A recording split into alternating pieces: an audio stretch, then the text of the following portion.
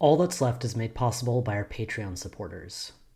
To help us continue this work, please consider contributing at patreon.com/leftvoice and make sure to visit our website at leftvoice.org.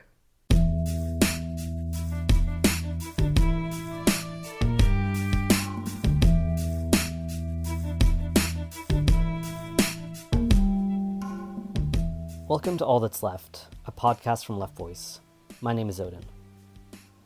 Today we're talking about President Biden and the Democrats' recent betrayal of U.S. railway workers. At the end of November, faced with an impending rail strike, Biden urged Congress to impose a contract on rail workers. 2 days later, on November 30th, the House of Representatives voted overwhelmingly to sell the workers out. Only 8 Democrats in the House ended up voting against these two anti-worker bills, one of which included no sick days, and the second of which included just 7 sick days, which was half of what the workers were demanding. Among those who voted in favor of the bills were the members of the Progressive Squad. All members voted unanimously for the bill that didn't meet workers' full sick leave demands, and all but one of these members voted for both bills.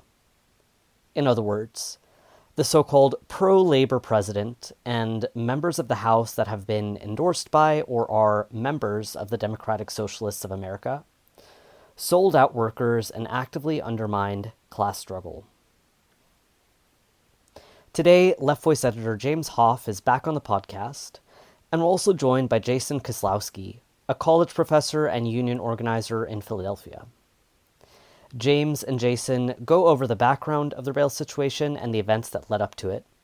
But more importantly, we talk about what this event says about the Democratic Party, about President Biden, the role of the state, and of the squad. Jason and James, welcome to the podcast. Thanks so much for having me. Thanks for having me again. Yeah, thanks guys for being here. So I think everyone who's listening to this particular podcast probably has a sense that rail workers at the end of last month, beginning of this month, were betrayed. If you'll forgive my terrible joke here, you might say that they were thrown under a train. And I think people also who've been following the news have a sense that Joe Biden and Democrats were the ones who ended up going against the wishes of the rank and file in some cases. But could you guys provide just like a quick recap of what happened and what it was that led to these events? Oden, I'm happy to provide a little background. I think it's good to sort of go back to the beginning a little bit and think a little bit about the contract struggle that led to this moment of betrayal, as you say. So, the rail workers had been in this contract struggle for a couple of years. They had not been getting the demands that they were asking for. A lot of those demands were later in the contract struggle were about sick days. Rail workers are notoriously overworked, and they don't have schedules that they have hardly any control over their own schedules. And so, sick days was a kind of compromise. It was a way for them to try to just get some days that they could use for, emergencies, or just to be able to have a day for their kid's birthday or something. Because a lot of the times they're on call, 7 days a week, sometimes 24 hours a day. A lot of them work. I've read a lot of them will work 330 days a year or more. So they're working practically every day of the year. And then of course it was also about wages. And it's also about, the demands were also about scheduling, right? I mean, they have been, the rail companies have been doing what Kim Moody calls lean production for about a decade now. They've slashed the workers by about a third. And they're running these trains on fewer and fewer workers than they used to. And they're running, and all the other things associated with running the trains, they're doing with fewer and fewer workers. It's putting workers in danger, and it's making the job harder. So, these were a lot of the core demands that they had been fighting over for a couple of years. And look, any other union with a private, this is a private employer, but any other union that wasn't subject to the Railway Labor Act, for instance, probably would have already gone on strike by this point or started taking work actions of one kind or another. But the Railway Labor Act forbids that. And it basically allows, at least until all other chances have been exhausted, it forbids any strike or work actions. And so, when the contract came to a head and it looked like there might be a strike brewing, that's when Biden intervened, and first intervened with mediation. And then when that didn't work, when it looked like the workers still didn't want that crappy contract that was mediated, he intervened with what's called a presidential emergency board. And he used that presidential emergency board to basically force both sides to accept a contract. And it was a contract that was slightly better than the one that had been negotiated previously for workers, but not really, and not even remotely close to what they needed and what they wanted. And so when that had expired, because again, the workers eventually have to say yes to a contract up until Congress votes, apparently. And so when it seemed like they weren't going to accept that contract that was decided with the Presidential Emergency Board, that's when Biden said, hey, Congress has to act. And that's when they, Democrats and Republicans and the House and the Senate voted to force this contract on these workers. So that's a little of the background. I think folks know what happened in the vote. But Jason, did you want to add more? Yeah, absolutely. So I wanted to add just like a couple things about sort of the deeper roots here, that the clash that we're seeing here between rail workers and Biden and the Democrats is these things are like baked into the capitalist system, right? Like James, you were talking about, there was this lean model of transportation that reduce the number of workers, increase their hours, increase their workload, and it has these deeper roots in especially in the U.S. 70s and 80s, the just-in-time production model to try to restore profitability in the U.S. after the stagflation crisis. So reduce the amount of downtime for workers, reduce the amount of time of any unprofitable use of your capital.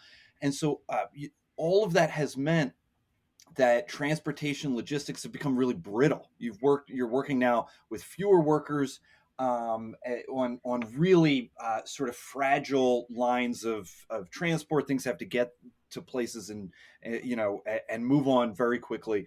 And so that has sort of meant two things. One, these sorts of crises between workers and the bosses become sort of more inevitable. And two, workers actually wind up having more leverage in these systems. Like Kim Moody, who you referenced, I think does a really great job of talking about that power that workers have in logistics. So much in capitalism today depends on getting things faster and faster and faster, and workers are standing at that choke point.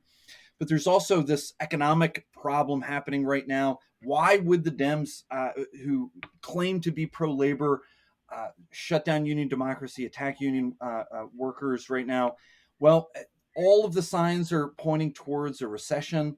The ruling class is shaking, right? We see the Dow dropped at one point 900 points today, now something like 730 points today. It looks like the economy is headed for another recession. The tech market, which had sort of been buoying up the stock market, is showing all these signs of problems. And so coming out of the so-called COVID recovery, we're seeing a super fragile economy. And what we see with Biden and the Democrats forcing through a bad contract on workers against their own votes, against workers' own votes, is they're trying to shore up an economy that the Democrats and the ruling class, the bosses, are not at all sure is going to be very good in a year or 2 years. The International Monetary Fund, for example, has a growth rate prediction just a few months ago saying in 5 years growth rate of GDP was going to be something like 1.5 or 1.2%, which is like nothing.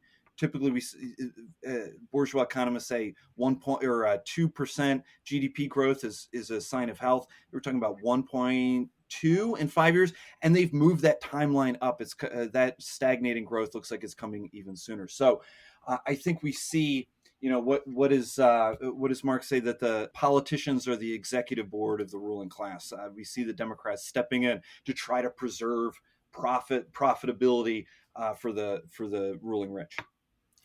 Yeah, absolutely, Jason. That's such a good point about the sort of fragility of the economy at this particular moment. And I agree. I think Moody's points that he makes in On New Terrain are more relevant now than they were when he wrote the book, because of the supply chain bottlenecks and because of the economy.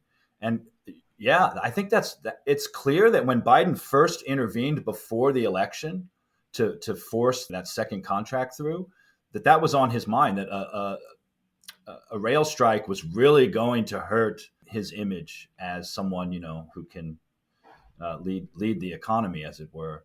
And yeah, he just kicked that down the field, right, until after the elections. And this is his relationship to labor, is he's trying to present himself as a pro-labor president, but he didn't want to crush a labor strike before the election either. So he bought himself enough time to wait and do it until after the election. Yeah. Yeah, I think that wider context is super interesting. This broader economic context that this occurred in, and I mean, there's so many different elements or aspects of the situation that are really interesting to dig into. And I wanted to pick up on, James, one of the points you made toward the end there about President Biden and the Democrats, because as you know, President Biden calls himself the pro-labor president. In fact, I think a lot of people, Biden himself, but also a lot of his supporters during 2020 were saying he'd be like the most pro-labor president in U.S. history and things like that. And the Democrats, of course, pose as being on the side of the workers, especially counterposed against the Republicans. And so, I guess as a sort of general question here, what does this situation and what occurred with the railway workers tell us about President Biden and tell us about the Democratic Party? Well, I mean, I'll offer a really short answer. Maybe Jason wants to say a lot more about this, but I mean, it just reveals that the Democrats have never been a party of working people. They're not a working class party. They're a bourgeois party, and they rule for the interests of the owning class, the bourgeoisie, or the ruling class. And that's, for a lot of people, I think that's a hard pill to swallow. A lot of people still have, working class people even still have faith that the Democrats are somehow going to be better on labor. And I think this is just such an incredible example of why that's not the case. Yeah, to pick up on that, right? I mean, we see there is still a lot of faith in the Democrats and Biden as a pro-labor. This idea that he's a pro-labor president in the squad, as so sort of so-called progressive Democrats. And you sort of see where this faith comes from. Both parties have done a stunning job of attacking and dismantling working class and oppressed ways of fighting back, to try to make it so that it seems that the only game in town for working class and oppressed people is to choose between the Democrats and the Republicans, right? So the goal is to try to sort of create that faith, but we just see again why that faith is misplaced, and why we need faith in something else, faith in ourselves, right? As working people, working class people, oppressed people. I'm thinking of, what Gramsci says, right? Gramsci says, it's not enough for the ruling class to just sort of attack its enemies. Like, that's just not good politics, right? That just makes an unstable society, right? You got to try to convince your enemies that they are on your side. You have to make them believe in you and have faith in you. And that's what we see the Democrats doing again and again, right? That, they've sort of Biden has promised that he's going to be pro-labor, for example. And this is that sort of attempt to create that faith, to win over the working class to the side of the rulers and the ruling rich, right? And what's so interesting and so horrible about this situation with the rail workers is that the curtain gets pulled back, right? We see what Lenin was talking about when he says that politics is concentrated economics, right? We see what really matters after all of the rhetoric, all the we care about labor and all this stuff. We see now what is really at stake, and what's at stake is profits, right? The rubbers hit the road, and when profits are at stake in a faltering economy, then the decision goes with the ruling class. It goes with the rich, not the working class. So I think it just shows again, whatever faith we have to have in the fight for a different world, it has to be in ourselves, right? Working class and oppressed people, we're the only ones that we can rely on. Yeah, absolutely. And I would just add, with regards to Biden, Jason, you and I wrote an article explaining a year after his presidency why he's definitely not a pro-labor president, even though that's the way he wants to sell himself. And it's clear that Biden, I think especially after the pandemic, especially now that we're seeing these increasing levels of working class consciousness and these new unionization drives and the sort of movements toward strike actions, even if the number of major strikes are not necessarily increasing or increasing very much, there's clearly a sort of a trend developing here. And it seems to me that Biden is almost the ruling class's perfect candidate to address that quote unquote problem of working class power, because, he is able to sell himself as a friend of labor, as someone who is,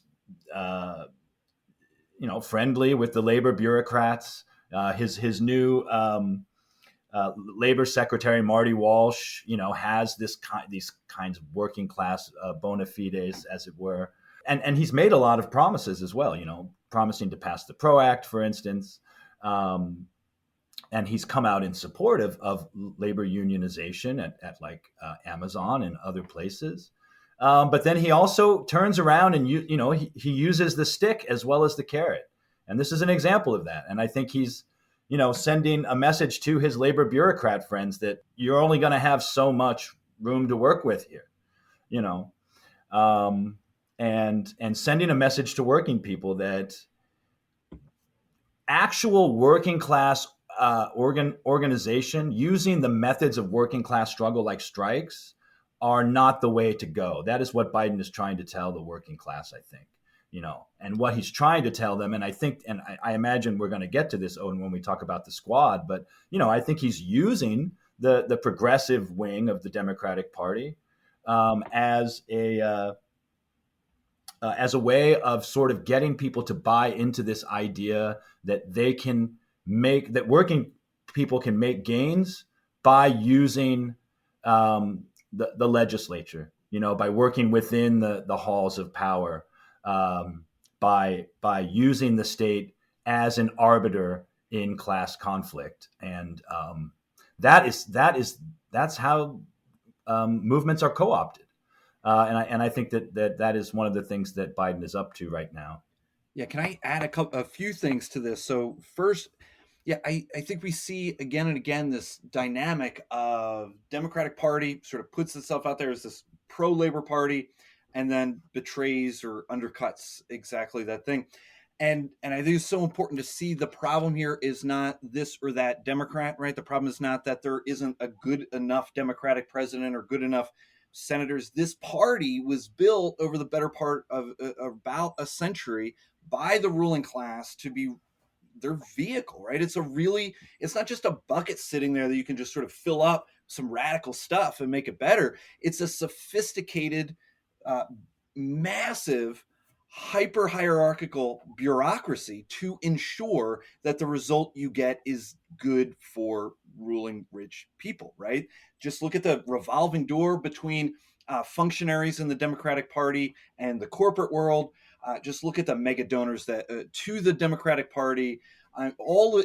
Kim Moody again in his most recent book, Breaking the Impasse. Breaking the Impasse has this stunning first chapter that talks about the internal mechanisms that the party has to ensure that dissent in the party from people like AOC or Bernie is whittled away, chipped away, to make sure that these folks steadily but constantly move to the right and have as little influence as possible over the creation of the policy of the party. So I think it's so important to see the picture holistically or dialectically, right? To see that the party is a dynamic bureaucracy designed to create the result that we just saw, something bad for workers and good for bosses. And another example of this that I think has gotten less play in the news is the NLRB, the National Labor Relations Board, that was set up in the between 1930s and 1940s as a national body to adjudicate labor law, right?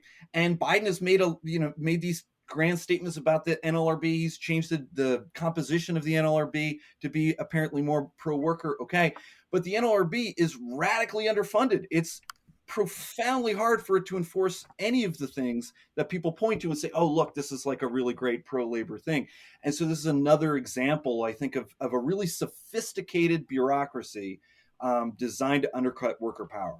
But I also think there's really good news in here, right? For all the bad stuff that's happening, I think exactly like James was saying, the fact that Biden and the Democratic Party stepped in here shows that there is a mortal fear of strikes and a recognition of the power of workers to shut down huge sectors of the economy, right? Just the fact that there is that recognition, I think, points in a perverted way, in a weird way, to the power that we have as workers to make serious problems for capitalism and win massive concessions. And the last thing I'll just say here about this is that I think it's exactly right that the line that the Democratic Party has tried to walk for about 90 years or so, 80 years or so since the New Deal is to try to embrace unions in some sort of way so that they can undercut the ability to strike as maximally as possible, right? To try to bring unions faith not in themselves, not to fight for themselves, but in a sort of bureaucratic leadership that's beholden to people like Joe Biden and to the Democratic Party, right? So I think we see the mortal fear of striking in the Democratic Party and the constant attempt to make it harder and harder and harder and harder to strike. And I think that also just shows that's where our power is, right? That militancy to control our labor, to stop the flow of profits, right? Because we're the source ultimately of all the profits. Yeah, I feel like this leads really nicely into this discussion about the strategic perspective of socialists and the role of socialists or so-called socialists in Congress. Because I think, okay, like to leftists, maybe Biden's move wasn't super surprising because I think every leftist is skeptical of Biden, even if they support someone else from the Democratic Party.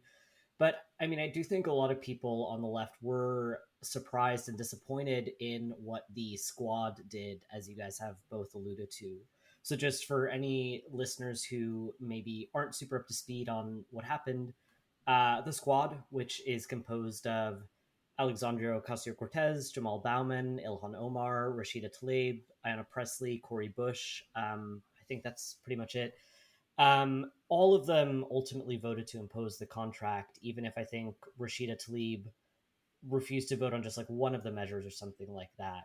So it's funny. I mean, Jason, you mentioned that, sometimes there are voices of dissent from more progressive Democrats or people like AOC, but I mean, in this case, we didn't even get like much of a voice of dissent at all.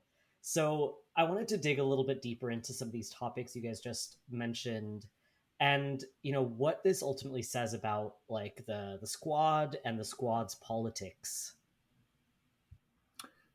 Yeah, I mean, I think the fact that the squad voted this way is, first of all, not a surprise.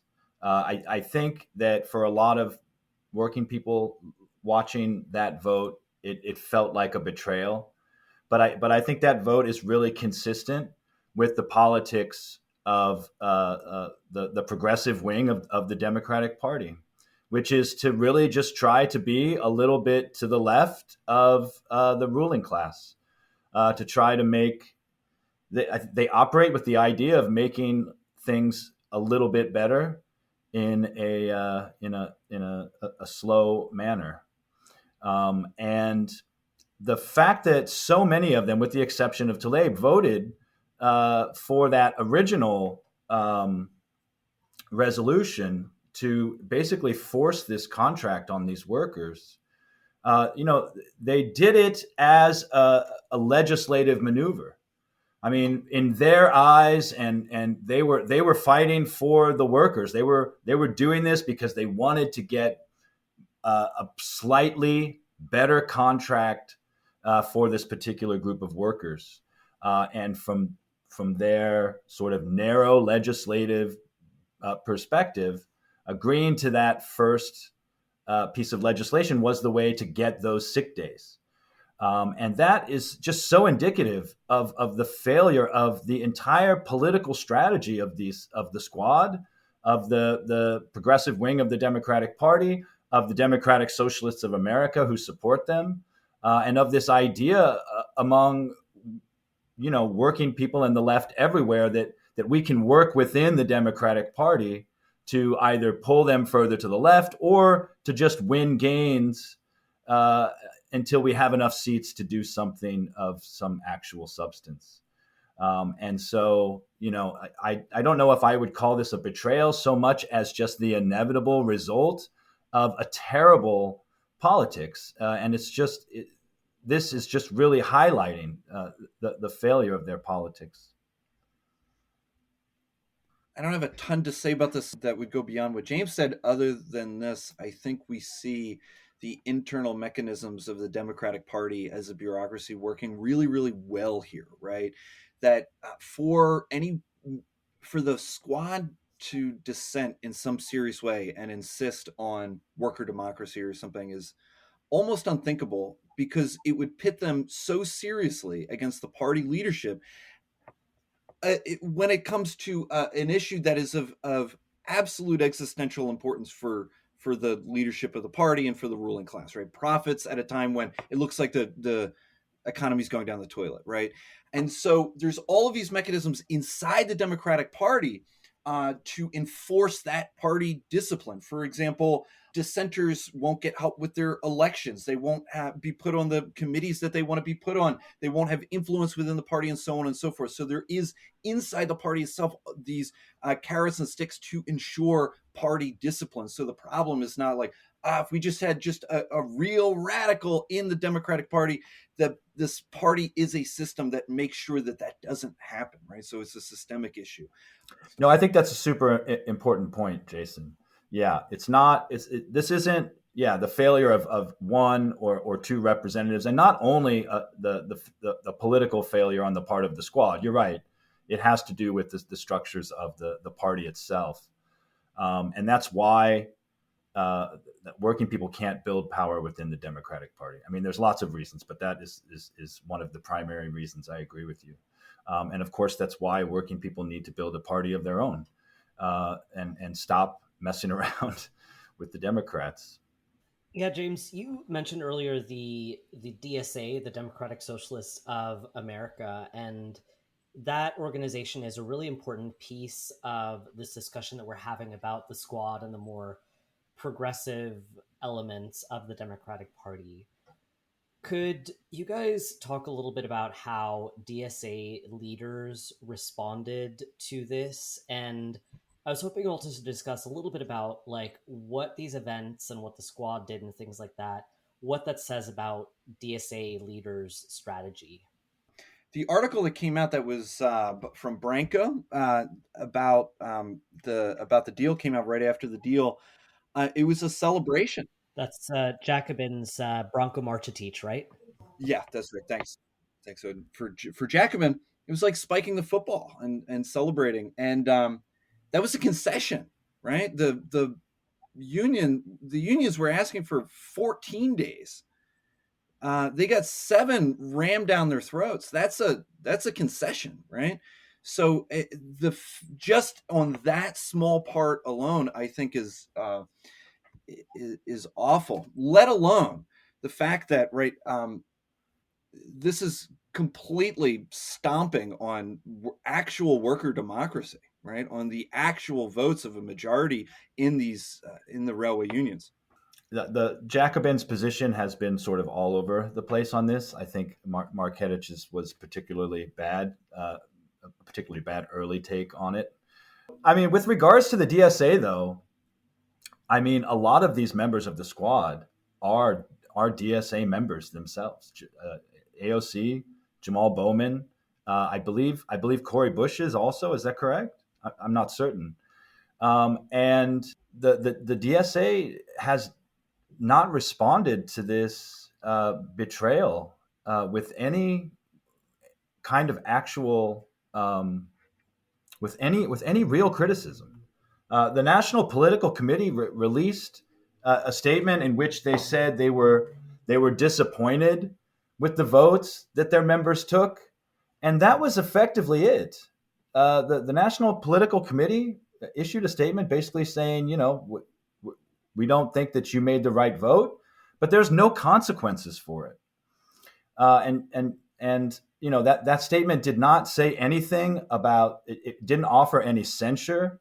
It didn't offer any consequences for that vote. And I think a lot of members of the DSA are extremely unhappy about this. Certainly, people to the left in the DSA have been very critical of this. And this is just another one of those litmus tests for the organization. I think Jamal Bowman's support for Israel was another example of this. It just shows that it's an organization that cannot hold their representatives accountable, and that's a really important part of any political organization. I think the situation we're in right now, that the working class in the U.S. is in right now, shows how really dangerous and bad the idea of an inside strategy of the DSA is, dirty break or whatever, of the DSA leadership. So we have a real surge of unionizing this year. We have folks unionizing places that people have been trying to unionize for decades, right? Like Starbucks and now Amazon, all over the place. We have an uptick in militancy, people striking more this year, and just a small in a chunk of this year that was more than the entirety of last year. And I think we're seeing from the Democratic Party in forcing a bad deal on workers, a fear, a real terror in this faltering economy, a terror that profits will be upset even more than they are. And in this context, I think to give the faith, to help propagate the faith that somehow the party built by our enemies will help us, I think now is it is more dangerous than it's been to spread that idea than it has been in a long time. Because workers are organizing and fighting back, and this plays so perfectly into the strategy of the Democratic Party. It works so well for them. But I also see there's this, but now's it's not just a time of danger. I think it's this incredible opportunity. Like the Democratic Party for so long has said with very little consequences that it is a pro-labor party. And it has been forced, I think, through objective conditions, right? The economic situation they're in, they've been forced to show their hand, right? They are anti-worker. They will stomp on union democracy for the sake of bosses' profits. So the class nature of the Democratic Party, right? It's not a coalition that looks out for the good of everybody. It is there to help bosses maximize profits. That has become clearer in the last, 15 days than it's been, I think, in a long time. So there's this incredible opportunity, right, to say we need something besides an inside strategy. It's not working, and it works against us, right? The fact that the Democratic Party is run by our enemies for our enemies, I think, is clearer now than it's been in a long time, I think, to a wider sector of people. That's a great point, Jason. And, these are DSA's representatives in the House. And, we have to ask ourselves, how would a real socialist act in this situation, right? Instead of just trying to use, some legislative maneuvering to win a few sick days, A real socialist representative, first of all, of course, would have absolutely refused to force workers to accept a contract that they didn't want. Would have refused, as you said, that complete betrayal of workers' democracy by forcing them to take this contract. But also would have recognized, and I think this gets at what you're saying about what an extraordinary moment we're in and how much opportunity there is. They would have recognized the power of a strike versus the power of passing, winning some slight gains, which is what they focused on. They would have instead recognized the power of a strike and told these workers, if you're unhappy with this contract, then you should use your labor power to win a better contract. You should walk out. Obviously, that's what any socialist worth anything would have done in that situation, was to simply say, I refuse to. Not only do I refuse to sign this, but I think I actually would encourage the workers to walk out. And if people are worried about the consequences of a rail strike, if they're worried about jobs, supposedly so many jobs were supposed to have been lost, which I think is bullshit. It was just profits mostly that would have been lost if there had been a rail strike.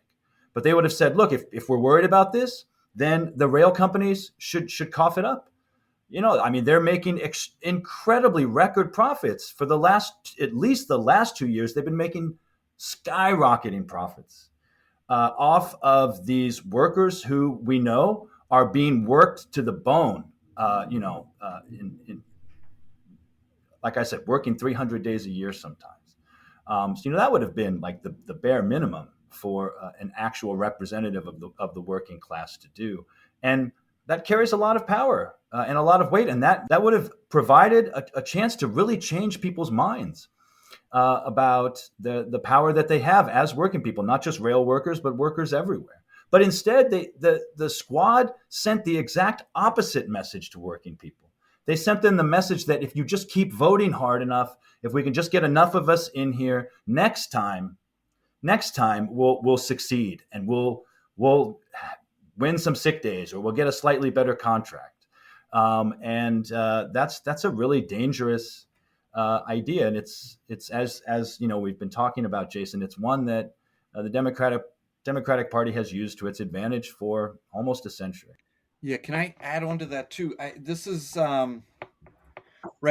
Can you imagine actually having a real socialist being able to draw the lessons on this mass scale about just how horrible the Democrats are attacking worker rights? And another major problem with the idea that of this sort of inside strategy is let's just elect some of the right people in the Democratic Party is that it gives this illusion that those folks will sort of tinker with labor law. And once you tinker with labor law in here, all of a sudden, all of us can start organizing, which flips history exactly on its head. It just does not work like that, right? So labor law is constructed, right? It was the labor law that sort of was laid between the 1930s and the 1940s. And that's sort of been developed since then. It exists to stop workers from using their power, right? In all of the millions of ways, through arbitration procedures, through the sort of backroom dealings that we saw Biden doing with the labor bureaucrats and all this stuff. The labor law in the United States is a carnival game that is designed to make workers lose. The approach is to break the law. This law takes away our power, so it's militant struggle from below by workers themselves, breaking that law, that makes things actually change. And history just constantly shows that, right? It was the huge upsurge in militant labor actions between 1930 and 1933 that got the first part of the Wagner Act, the National Industrial Recovery Act, passed in 1933 that legalized unions. And then it was the terror of striking that got the 1935 Wagner Act that expanded unions' rights after that. And all of that law, of course, was designed to sort of defang labor, but acting like you could just sort of get some folks in the Democratic Party to tinker here and there with the law, and then all of a sudden workers have power, exactly gets history wrong, right? It gets it on its head, and instead of it's on its feet, it flips it upside down. And that's such an important point about the power of strikes and the power of labor. Imagine what would have happened if these workers had gone on strike, even just for a day, even if they had gone on strike in the period between the House vote and the Senate vote, or if they had gone on strike just for a few days. Even if they hadn't won a better contract, the message that it would send about the enormous power that working people have, that this country doesn't run without them. We need that reminder. We need that reminder all the time, because that's how we win. And we're seeing that a little bit. We haven't mentioned this yet. I mean, we're talking about rail strikes, but there's huge rail strikes happening in the UK right now. And not just rail strikes, but nurses today, the same day we're recording this, went on the 15th, also went out in strike as well. Tens of thousands of nurses for the National Health Service. I read it's the first time in almost 75 years these nurses have gone on strike. And I can't help but think that strike by those rail workers was an inspiration for these nurses. It made their strike easier. It made their decision to take action that much easier, knowing that there's other workers out there fighting as well. And strikes can be sort of contagious. We know, teachers in one state start striking, and all of a sudden you've got states everywhere, teachers in states everywhere going on strike.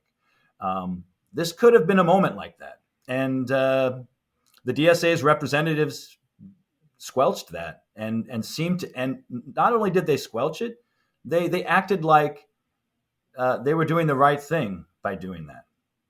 And that they were being pragmatic. And I think that's the problem with too many of our, supposed representatives of the working classes, that they're far too pragmatic.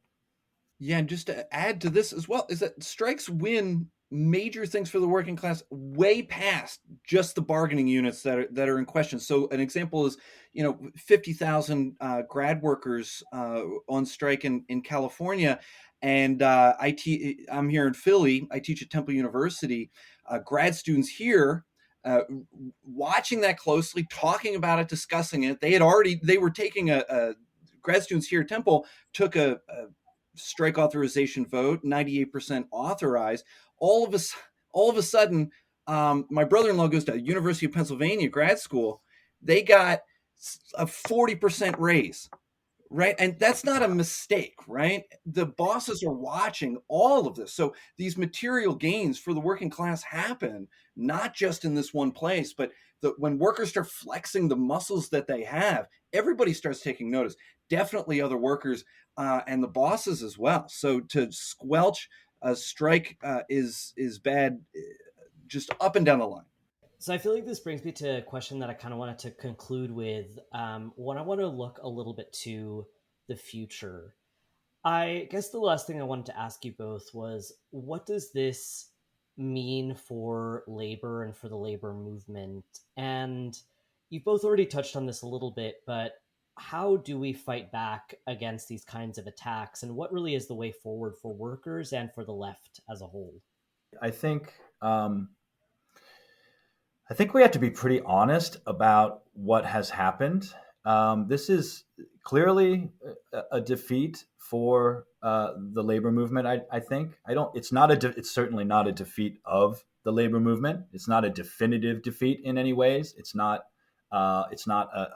going to cause a permanent shift, but it is definitely a temporary defeat, and it shows, as Jason was saying earlier, just how scared the ruling class is, and how willing they are to strike back at this particular moment. And this is a good example of that. It's nothing like the Patco strike, for instance, in which several thousand air traffic controllers lost their jobs. But it does feel like it's kind of approaching that level of crackdown from the state. And so, I think one of the lessons that what we've been trying to argue this whole time is working people need to recognize that the state doesn't have their interest at heart, and that they're not going to win gains by using the state. So I think that's, and I do think that is a conclusion that a lot of people are probably drawing at this time. I can only imagine. I mean, the rail workers I've spoken to, of course, are outraged by this decision, and they're also outraged by what they see as the betrayal of their leaderships. They were ready to go on strike, several months ago before the election, and the bureaucracies took that tentative deal and started another period of another cooling off period, which meant technically that they were not allowed to strike for several more months.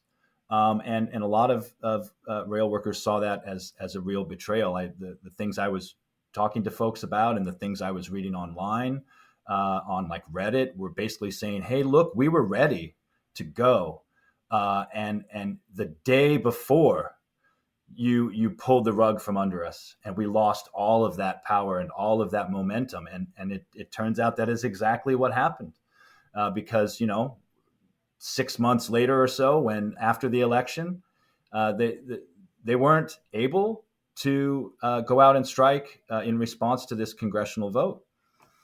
And so, I think these workers are it's a defeat, but it's one of those defeats that helps clarify which side you're on, and I think a lot of folks are drawing good conclusions from this. Yeah, I feel really hopeful.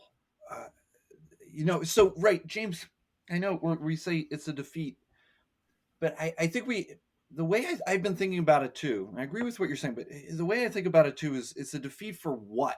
And I think it's the defeat of one pathway of worker struggle, right? The pathway that says you work through labor law and through your union leadership, your bureaucratic leadership, who then work through that law to try to get a good deal for workers. And that pathway suffered a humiliating defeat and a really public one. But there's also all of these really interesting things that are happening, right, around this that basically are saying it's time for another pathway, right? The pathway that doesn't go through labor law and bureaucratic leadership working in backroom deals with the president, right? And I think we see the rumblings of something super interesting and powerful inside the labor movement, and in particular in the railway union, right? So we got this huge number of railway rank and file workers shoot down a bad deal and say, we don't want that. We want something better, right? And expressing the outrage, like you're saying, James, right? The outrage at having a bad deal jammed down their throats. I think we see the Democrats recognizing that there's real power here, right? There's a real terror of the power that a strike could have. And there really is another pathway that, the defeated pathway is working through labor law, but there's another way, right? So Burns calls it class struggle unionism. I think it's becoming clear, and I think it's our job as union organizers and socialists to make it clear that the lesson here is labor law, we're going to have to break it. And I think that's also going to put us in a collision course with a lot of our union leaders whose jobs depend on working inside that law, and their power and influence comes from trying to broker deals using that law and all that sort of stuff. So that's going to mean organizing from below, like organizing on a rank and file level that's not afraid to break labor law. But this is the first time that labor's faced a problem like this, right? We saw in the massive wildcat struggles in the 1970s. We saw in the willingness to break labor law in the 1930s. As the working class, we've done it before, right? But I think it's a really painful sort of process to see the places we've put our faith get shut down. But there's other pathways that we can go. And I think there's something stirring in labor that's willing to say no to terrible deals. Yeah, that is absolutely correct. All of these laws that limit or forbid strikes, it's really important that working people, rank and file unionists and working people, begin to understand that they don't have to obey those laws.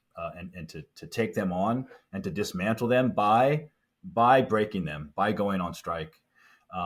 We saw that in Canada just a month, 2 months ago. They tried to cram that terrible anti-strike law down the throats of public sector workers, and their response wasn't to say, let's petition our legislature to vote no on this, or let's hold a rally in front of the State House. It was to strike, and they defeated that law. And that's how you defeat anti-strike laws, is by going on strike. In New York, we have the Taylor Law, and in New York City, public sector workers, with the exception of the TWU, many years ago, about more than a decade ago, haven't gone on strike, and almost never used that opportunity because of that law. So the Railway Labor Act, the Taylor Law, all of these have to be thrown out the window. And I feel like in this instance, a lot of rail workers really did think that they were not allowed to strike, even though the Railway Labor Act doesn't say that they can't. It just says they have to follow certain rules and procedures. But there was this sense, Congress voted, so now we can't do anything. And that just shows you the power that these laws have over workers, especially after so many years of a really weak, a really demoralized labor movement. And we're just sort of getting back into the groove now, it feels like, in the last, maybe, I like to go back to 2019. I mean, I think 2018, 2019, I think the teacher strikes were were an important shift. And they were illegal. And some of them were illegal. That's right. Yeah. Virginia, it was illegal. Exactly. And I think COVID interrupted that a little bit. And we're picking it up again. And I really hope that workers are going to draw the right lessons from this and do exactly what you're saying, Jason, is to begin to challenge these laws and say, yeah, we're not going to do that. We're going to use our power to win, whatever it is, And I don't know if others have experienced, but like in my union organizing and stuff, there's this perception that like just the law is the law. It's this sort of objective thing that's there. It's fair. We follow it, right? It's just this sort of neutral background we're supposed to follow. But I mean, what really becomes clear, like looking at the history of these laws, they were constructed consciously to stop us from striking, right? The people who crafted these laws, Robert Wagner, working with FDR in the 1930s, literally said the text of the Wagner Act in 1935 literally says the purpose of this law is to stop people from keeping profits from flowing. Some version of that, right? I think one big task is, as union organizers, as socialists, is to show that these laws are class war, right? These are not the trappings of a good democracy. These exist to attack us. They deserve to be broken. They're garbage. They have to be. I think that's an amazing place to end this discussion. And I guess I just want to say also one more time for the people in the back that this whole situation also shows, as we've said time and time and again, that the Democratic Party is a dead end. It's a party of capitalists. It's a party of imperialists. And as we've seen with the situation, as we've talked about today, they are a party of strikebreakers. So on that note, I guess I just wanted to say, James and Jason, thank you both for being here. And I look forward to having you on the podcast in the future. Thanks, Oden. Thanks, folks. Follow us on Facebook at facebook.com/leftvoice.org, on Instagram at left_voice, and on Twitter at left_voice. If you enjoyed this episode, please consider leaving us a review on Apple Podcasts, and share the show with your friends, your family, coworkers, classmates, comrades, and anyone else who you want to radicalize. And finally, Left Voice is an independent, revolutionary socialist publication, which means that we completely rely on the support of our members and our sympathizers. So that we can continue to bring you more episodes of All That's Left, please subscribe to our Patreon at patreon.com/leftvoice. We're really excited about this project, and we hope that you'll join us on this journey.